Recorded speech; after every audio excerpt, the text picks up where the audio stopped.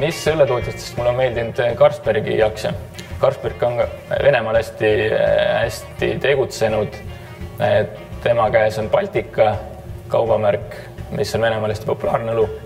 Ja seda võiks nagu kaaluda küll.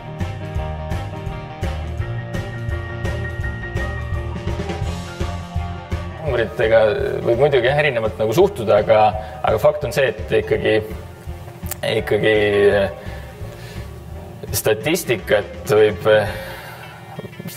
võib suhtuda mitmed, et on olemas ju statistika ja valed või kuidas iganes seda nagu ei nimetata.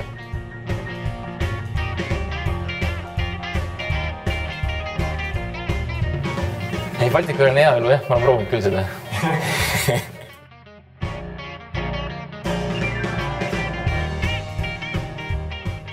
Silvanus.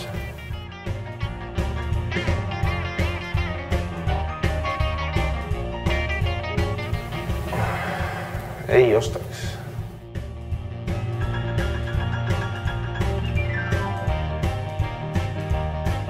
Ei meeldib.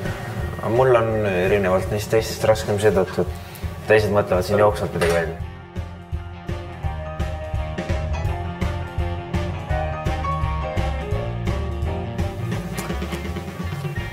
Puh.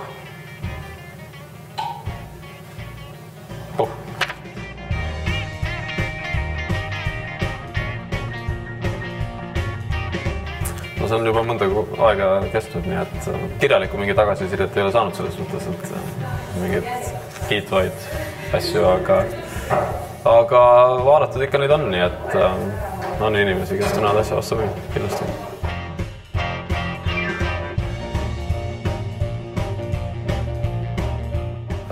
Inimestel lihtsalt hea tegelikult ju vaadata video. Paljud ei viitsi võib-olla lugedagi, et siis on video formaadis on ikka hea lihtne vaadata tegelikult, et